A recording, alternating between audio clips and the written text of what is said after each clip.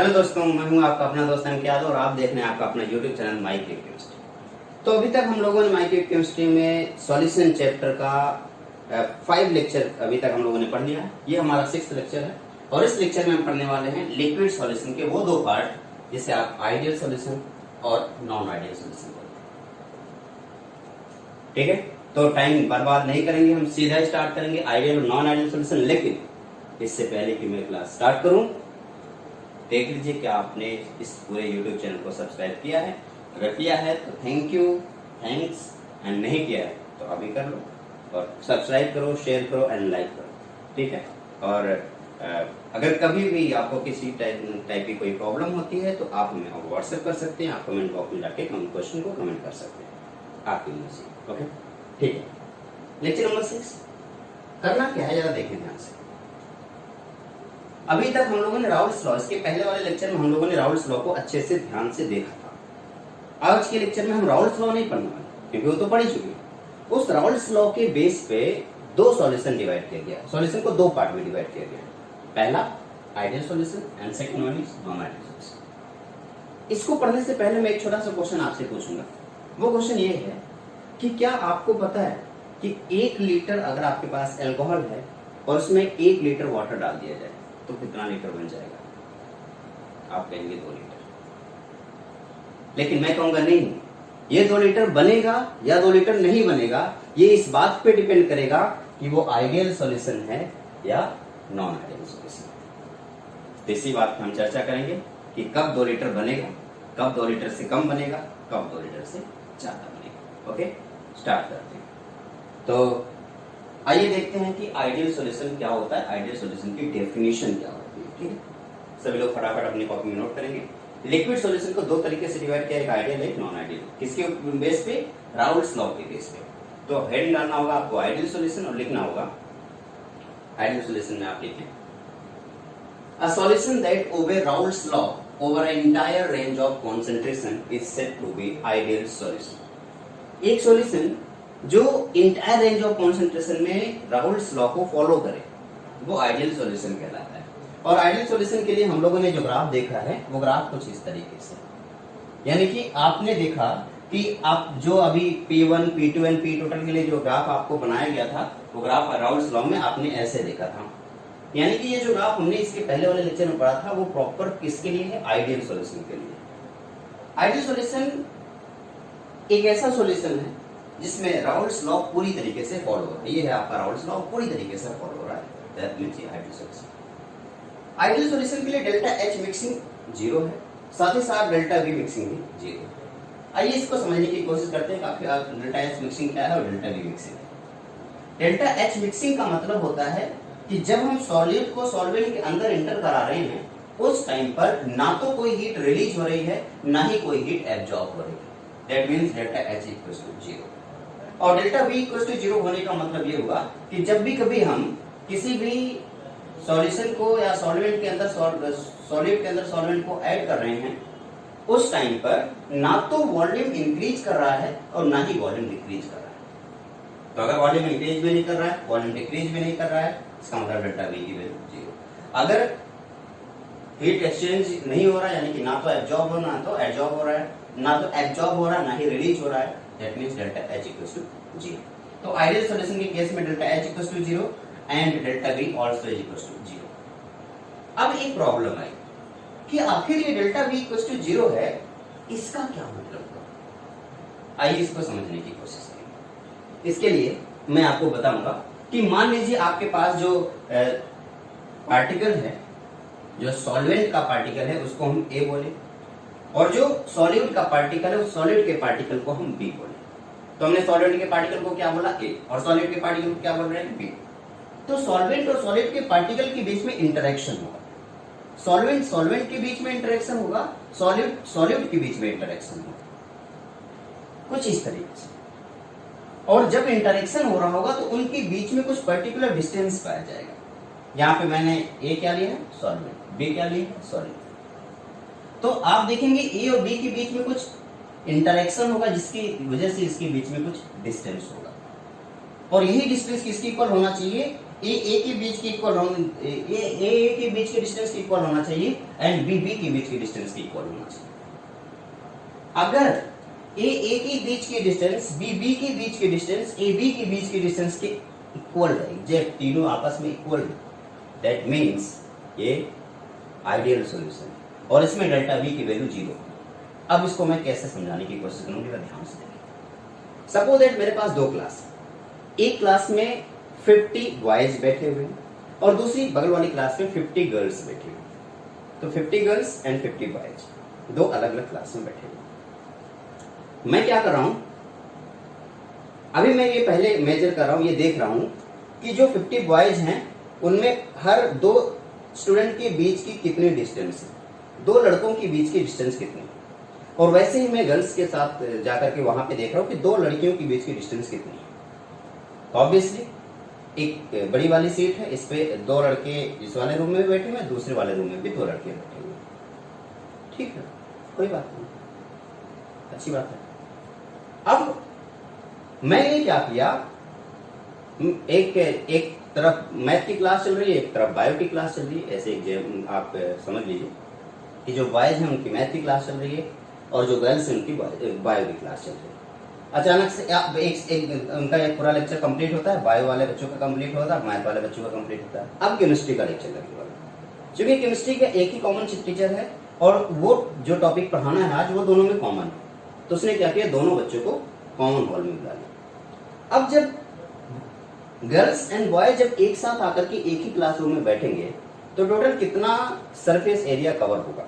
आप कहेंगे सर पहले बॉयज का जितना सरफेस एरिया कवर हुआ था प्लस गर्ल्स का जितना सरफेस एरिया कवर हुआ था, टोटल जब एक साथ बैठेंगे उतना ही सरफेस एरिया कवर होगा। लेकिन मैं कह रहा हूं नहीं, ये तो तब होगा जब अब भी बॉयज और गर्ल्स के बीच की डिस्टेंस, गर्ल्स एंड गर्ल्स के बीच की डिस्टेंस पहले जितनी थी अब भी उतनी हो, तभी जाकर के उतना ही एरिया कवर होगा। बट ऐसा भी तो पॉसिबल हो सकता है कोई लड़का किसी लड़की के साथ बैठने से शर्मा रहा है तो वो थोड़ा सा दूर हो जाए, तो गर्ल्स एंड बॉयज के बीच का जो डिस्टेंस है वो थोड़ा सा दूर हो गया, ज्यादा हो गया। और ऐसा भी तो पॉसिबल है कोई लड़का कमीना तो वो चिपक करके बैठना चाह रहा है, तो उसमें भी गर्ल्स एंड बॉयज एक दूसरे के पास आ जाएंगे। तो अगर गर्ल्स एंड बॉयज एक दूसरे के पास आ गए तो यानी कि ए और बी के बीच की डिस्टेंस कम होगी।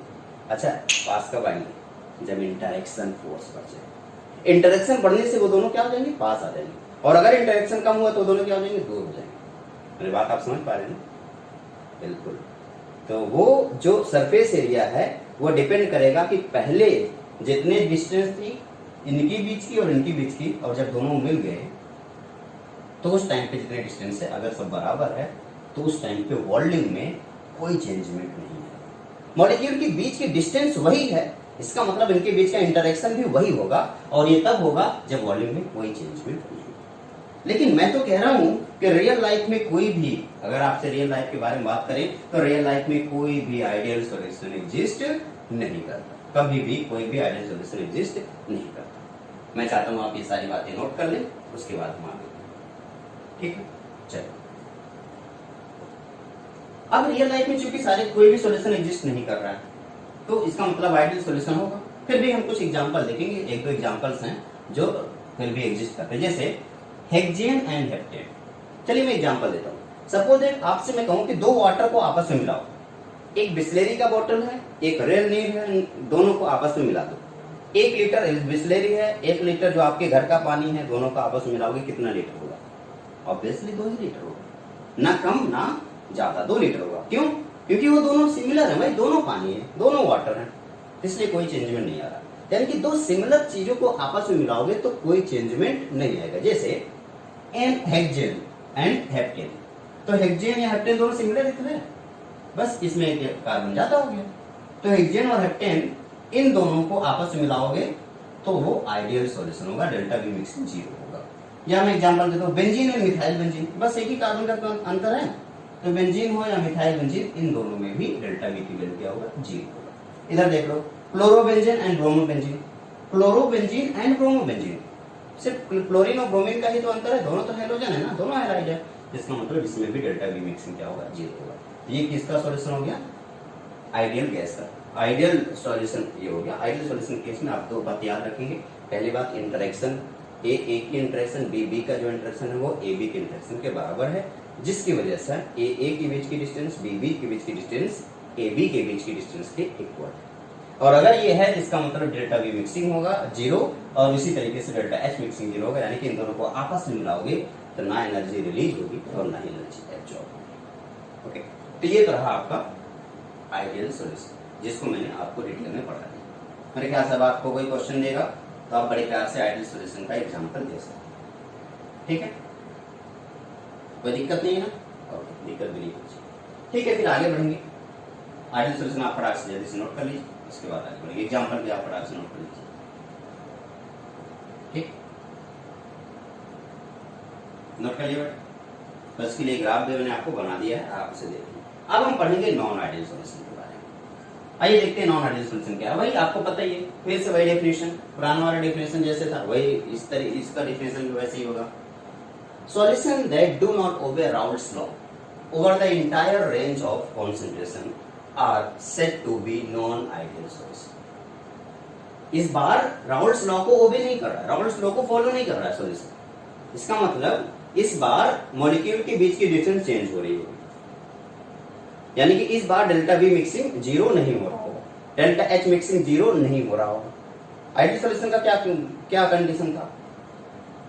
उन दोनों के ए और ए के बीच की डिस्टेंस बी के बीच की डिस्टेंस ए बी के बीच की डिस्टेंस की इक्वल थे। यहाँ नहीं हो रहा होगा। वहां पे ए के बीच का इंटरेक्शन बी के बीच का इंटरेक्शन ए बी के बीच के इंटरेक्शन इक्वल थे, यहाँ नहीं हो रहा होगा। वहां डेल्टा वी की वैल्यू 0 थी, मिक्सिंग की वैल्यू 0 थी, यहाँ नहीं हो रहा होगा।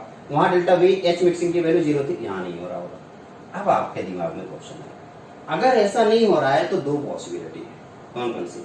अगर डेल्टा वी मिक्सिंग ग्रेटर 0 नहीं है तो वो दो ऑप्शन हो सकते हैं, हो सकता है ग्रेटर देन 0 हो या हो सकता है लेस देन 0 हो। यानी कि जब दो कंपोनेंट को आपस में मिक्स करते हैं तो अगर वो इक्वल वॉल्यूम नहीं आ रहा है तो हो सकता है वॉल्यूम बढ़ जाए या हो सकता है वॉल्यूम कम हो जाए।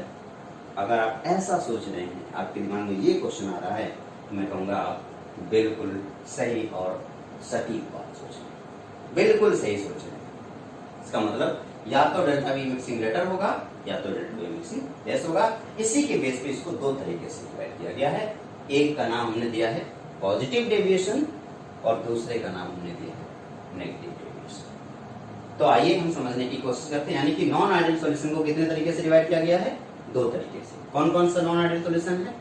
एक पॉजिटिव डेविएशन रखने वाला नॉन आइडियल सॉल्यूशन है, एक नेगेटिव डेविएशन रखने वाला नॉन आइडियल सॉल्यूशन। कितने सॉल्यूशन हो गए? दो सॉल्यूशन, पॉजिटिव डेविएशन और नेगेटिव डेविएशन। आइए एक एक को डिटेल में समझने की कोशिश करते हैं। जब आप पॉजिटिव डेविएशन के बारे में बात करते हैं तब आप देखते हैं पहले ये ग्रीन वाली जो लाइन दिख रही है आइडियल सॉल्यूशन। पॉजिटिव में आप देख रहे हैं ये सारी लाइनें ऊपर की तरफ थोड़ा सा मूव कर रही है, थोड़ा ये भी ऊपर की तरफ मूव कर गई, थोड़ा ये भी ऊपर की तरफ मूव कर गई, थोड़ा ये भी ऊपर की तरफ मूव कर गई। इस तरीके से अगर मैं नेगेटिव डेविएशन के बारे में बात करूं तो नेगेटिव डेविएशन में क्या होगा? सारी चीजें नीचे की तरफ मूव कर गई। ठीक, सबसे पहली बात क्या थी? इंटरेक्शन, मॉलिक्यूल मॉलिक्यूल के बीच का इंटरेक्शन। मैंने आपको बताया था हो सकता है कोई लड़का शर्माने वाला हो, लड़की से थोड़ा दूर चला जाए, जिसका मतलब हो गया उन दोनों के बीच की डिस्टेंस बढ़ गई। और जब उन दोनों के बीच की डिस्टेंस बढ़ गई इसका मतलब लड़का पॉजिटिव सोच रहा है, अच्छा लड़का है, पॉजिटिव। दूर चला गया पॉजिटिव सोच रहा है, अच्छा लड़का है, पॉजिटिव। अगर लड़के और लड़की के बीच की डिस्टेंस कम हो गई, यानी कि इंटरेक्शन बढ़ गया, इंटरेक्शन बढ़ गया तो डिस्टेंस कम हो गया, डेविएशन कौन सा हो गया? नेगेटिव डेविएशन कम हो गया। आइए देखते हैं, समझने की कोशिश करते हैं। डिस्टेंस कब बनेगी? आपको पता है प्यार कम होता है तो दूरियां बढ़ जाती है, प्यार बढ़ने से दूरियां कम हो जाती। तो यहाँ पे अगर प्यार मतलब फोर्स की बात कर रहा हूँ, अगर फोर्स बढ़ गया तो डिस्टेंस कम हो जाएगी और अगर फोर्स कम हो गया तो डिस्टेंस बढ़ गई। कौन सा फोर्स? Inter atomic interaction. तो यहाँ पे इंटर एटॉमिक इंटरेक्शन अगर बढ़ गया या इंटर मॉलिक्यूलर इंटरेक्शन अगर बढ़ गया तो डिस्टेंस कम हो जाएगी और अगर कम हो गया तो डिस्टेंस बढ़ गई। इसका मतलब पॉजिटिव डेविएशन के केस में क्या हुआ होगा?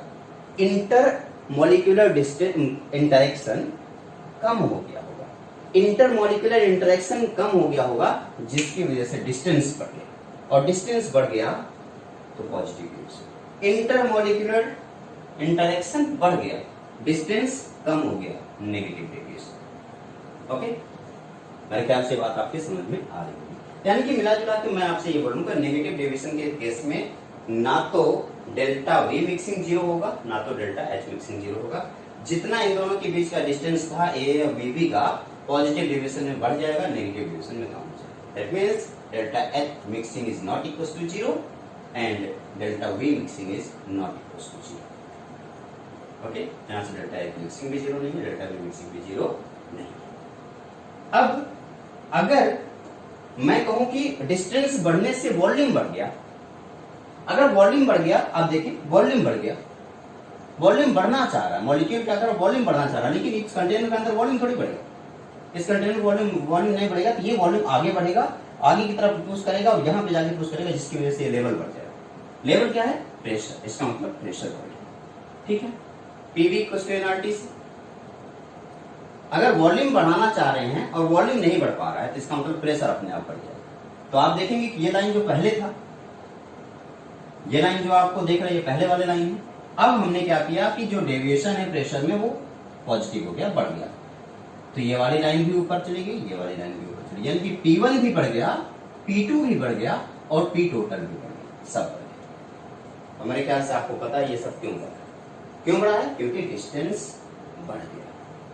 डिस्टेंस बढ़ने से ये सारी चीजें बढ़ गई। अब प्रेशर बढ़ गया, यानी कि P1 जो P1 होना चाहिए था वो नहीं, उससे ज्यादा है। P2 जो P2 होना चाहिए था वो P2 नहीं, उससे ज्यादा है। और ये कब होगा? आइए मैं समझाने की कोशिश करता हूँ, बताता हूँ कब होगा। मान लीजिए मैं एग्जांपल लेता हूँ C2H5OH। C2H5OH यानी कि अल्कोहल। अल्कोहल के बीच में हाइड्रोजन बॉन्डिंग होती है, ये सॉल्वेंट है और इसके बीच में क्या है? हाइड्रोजन बॉन्डिंग है। तो हाइड्रोजन बॉन्डिंग की वजह से मॉलिक्यूल पास पास है। आपने कोई ऐसा सॉलिड इसके अंदर डाल दिया जो इसके हाइड्रोजन बॉन्डिंग के बीच में घुस जा रहा है, इसका मतलब हाइड्रोजन बॉन्डिंग को क्या करेगा? तोड़ेगा। और अगर हाइड्रोजन बॉन्डिंग को तोड़ देगा तो इसके बीच की डिस्टेंस क्या हो जाएगी? बढ़ जाएगी। यहाँ हाइड्रोजन बॉन्डिंग आपको दिख रहा है, जैसे आपने सॉलिड को डाला इसके अंदर साइक्लोहेक्सेन, तो हाइड्रोजन बॉन्डिंग तोड़ करके इन दोनों के बीच की डिस्टेंस को बढ़ा देगा। हाइड्रोजन बॉन्डिंग पहले था, अभी टूट गया, तो पहले मॉलिक्यूल पास पास थे, हाइड्रोजन बॉन्डिंग की वजह से अभी टूट गया, कभी दूर दूर चले गए, दूर दूर चले गए, तो positive deviation.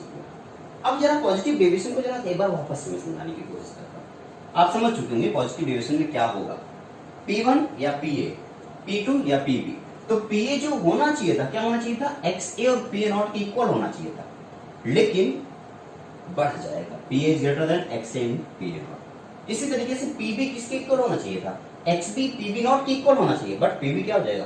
Greater than, PB is greater then XB PB0। तो PA is greater then XA PA0, PB is greater then XB PB0। ये लाइन आप जरा ध्यान से देखिए, मेरे ख्याल से तक समझ चुके होंगे। यानी कि PA बढ़ जाएगा, PB बढ़ जाएगा। देखिए PA बढ़ गया, PB बढ़ गया, साथ ही साथ क्या बढ़ जाएगा? P टोटल भी बढ़ जाएगा। आपकी मर्जी हो, आप P टोटल भी लिखना चाहें तो ले सकते हैं।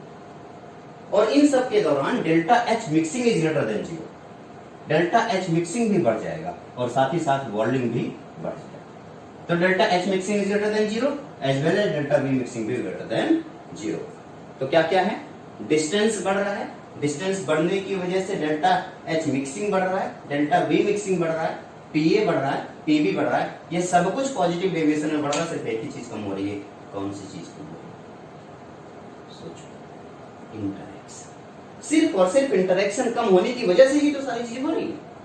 इंटरेक्शन कम हो गया, डिस्टेंस बढ़ गया, डिस्टेंस बढ़ गया, डेल्टा V बढ़ गया, डेल्टा H बढ़ गया, PA बढ़ गया, PB बढ़ गया, सब कुछ बढ़ गया। ये है आपका पॉजिटिव डेविएशन। एग्जाम्पल मैंने आपको समझा दिया, फिर भी अगर आप चाहें तो एक दो एग्जाम्पल आपको मैं और दे दूं। ओके, जैसे CH3OH एंड H2O।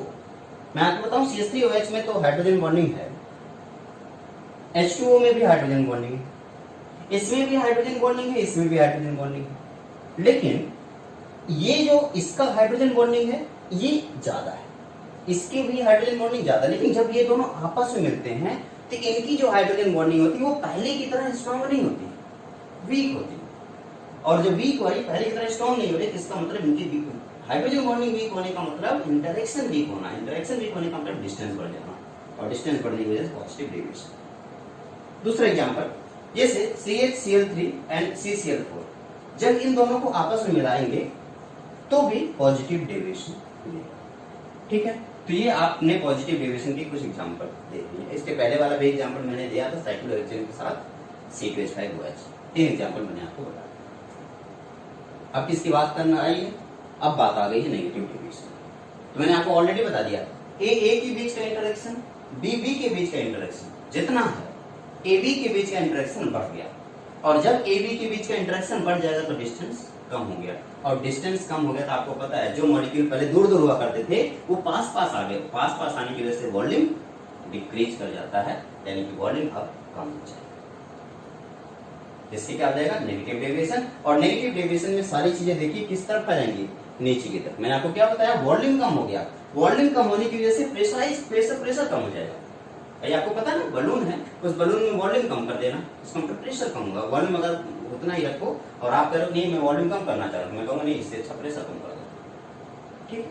तो उस टाइम पे मैं आपसे बस इतना बोलूंगा कि वॉल्यूम कम होने की वजह से प्रेशर कम हुआ यहाँ पे, क्योंकि मॉलिक्यूल पास पास आ गए। अब बताओ, अगर यहाँ पे इस रूम के अंदर ढेर सारे मॉलिक्यूल दूर रहना चाहेंगे, तो इस पर प्रेशर लगाएंगे गैस पे, तो ज्यादा प्रेशर होगा। लेकिन वो पास रहना चाहेंगे तो इसके ऊपर प्रेशर लगेगा ही नहीं।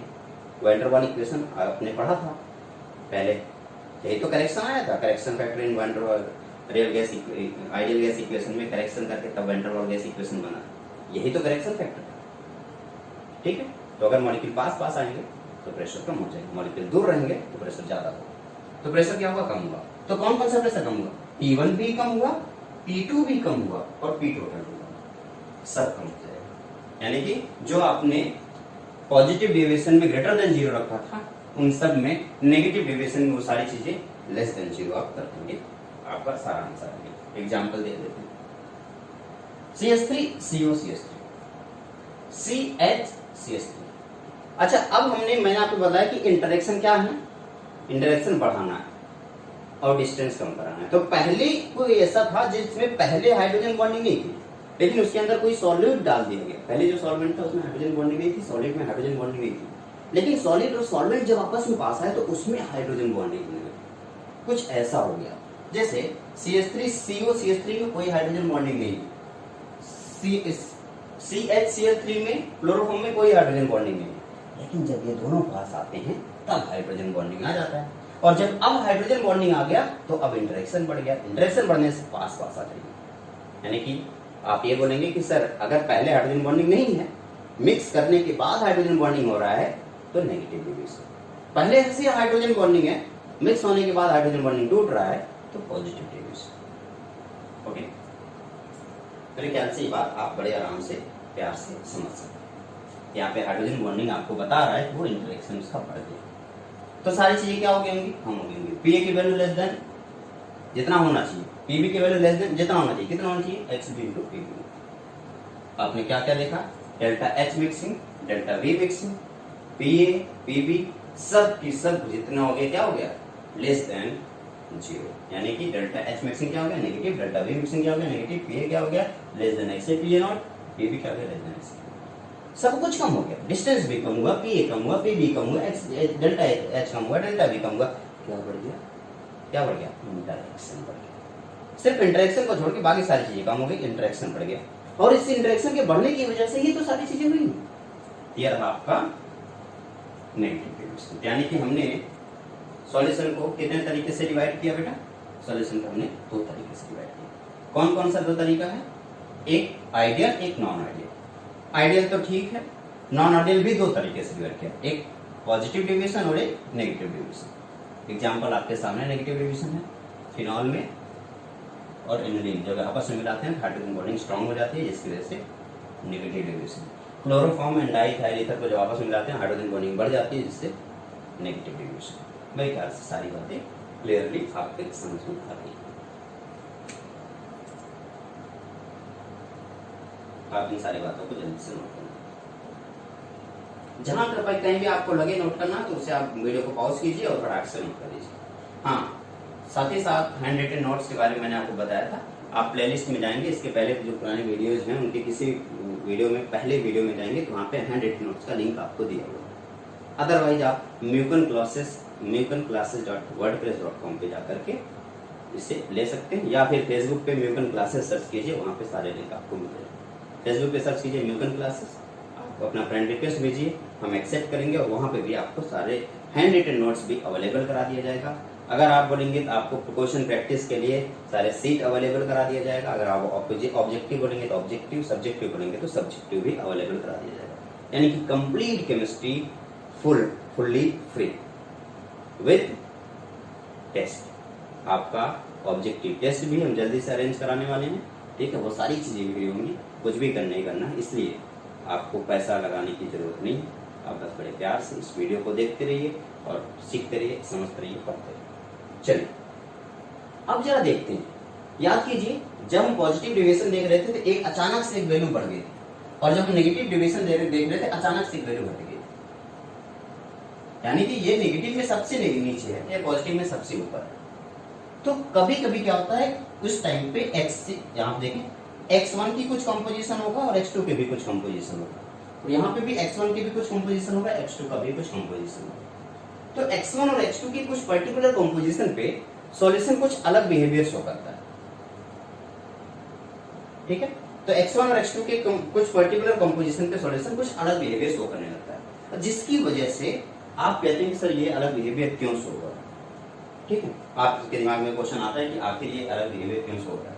तो मैं आपको बताऊं, ये जो अलग बिहेवियर शो हो रहा है एक कांस्टेंट मिक्सचर होता है, कांस्टेंट कंपोजिशन पे एक मिक्सचर होता है, जिसे कांस्टेंट बॉइलिंग मिक्सचर या एजियोट्रॉपिक मिक्सचर के नाम से जाना जाता है। किस नाम से? कांस्टेंट बॉइलिंग मिक्सचर या एजियोट्रॉपिक मिक्सचर के बारे में जाना जाएगा। ये तब जब ये पॉइंट, इस पर्टिकुलर पॉइंट पे ये कांस्टेंट बॉइलिंग मिक्सचर है, उस पर्टिकुलर पॉइंट पे ये कांस्टेंट बॉइलिंग मिक्सचर है या एजियोट्रॉपिक मिक्सचर है, जो भी आपको मन करे आप बोल दीजिए।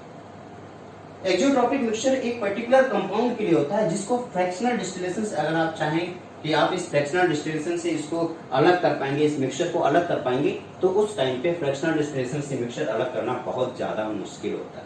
यानी एजियोट्रॉपिक मिक्सचर का अगर फ्रैक्शनल डिस्टिलेशन के साथ आप उसे अलग करने की कोशिश करें कंपोनेंट को, तो आप अलग नहीं कर पाएंगे। एजियोट्रॉपिक मिक्सचर के बारे में हम जानेंगे, लेकिन इस वीडियो के बाद वाली वीडियो में। तब तक के लिए आप बन रहिए हमारे साथ, और याद कीजिए शेयर करना, सब्सक्राइब करना बिल्कुल ना भूलें, ठीक है। आप बने रहिए हमारे साथ, पूरी केमिस्ट्री को ढंग से पढ़िए, और जैसे आप इस चैप्टर को पढ़ लिए होंगे, आप उसके बाद नेक्स्ट चैप्टर हम लोग ऐसे स्टेट स्टार्ट करेंगे या स्टेट्स ऑफ मैटर स्टार्ट करेंगे, उसको भी आप लोग देखिएगा और उतना ही प्यार दीजिएगा जितना कि इसके पहले सारी वीडियोज को आपने देखा। Thanks to all of you. मैं उम्मीद करूंगा कि क्वारंटाइन के टाइम में आप घर में बैठेंगे, आराम से रहेंगे और सुरक्षित रहेंगे और अपना सब ख्याल। Bye bye.